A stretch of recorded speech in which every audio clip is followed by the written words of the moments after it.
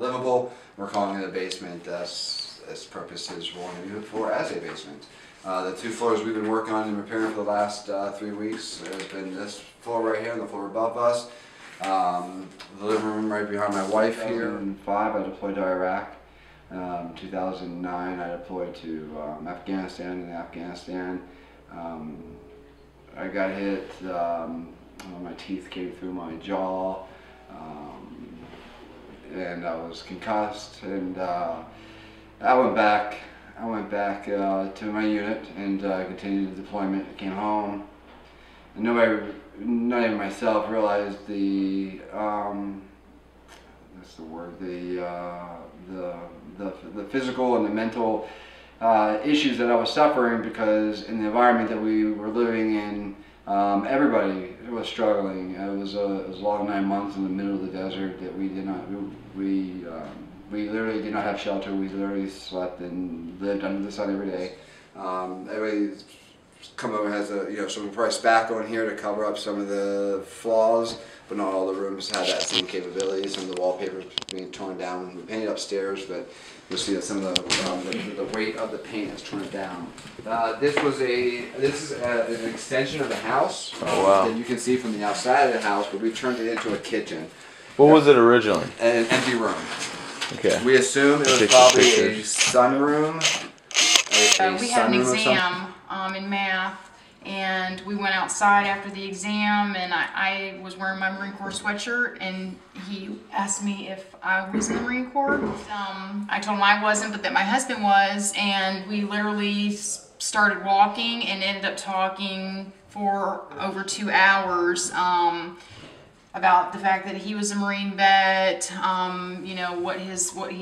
how long he's been at Cal U, that we had just bought this house, what had been going on with us, that we weren't getting any assistance through the VA club on Cal U, and we didn't know really where to go. But with my husband being 90% disabled, and I have metal plates in my back, and I have a pacemaker, so I can't do a lot of, and I have a nervous disorder, so I can't do a lot of like bending and lifting. I can't lift anything pretty much over 5 pounds. Appliances like the stove, a microwave hood, but we're still missing a refrigerator and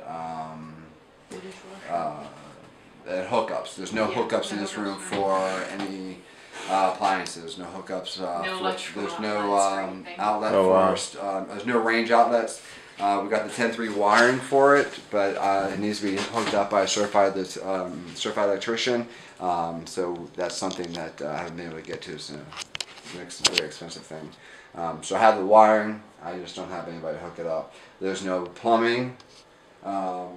We originally ran the plumbing up over here, but ended up buying a corner sink, so we had to move the plumbing over. There was no plumbing. We are putting plumbing in this room.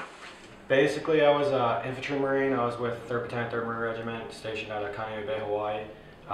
From there, I deployed to 2 combat deployments with the infantry.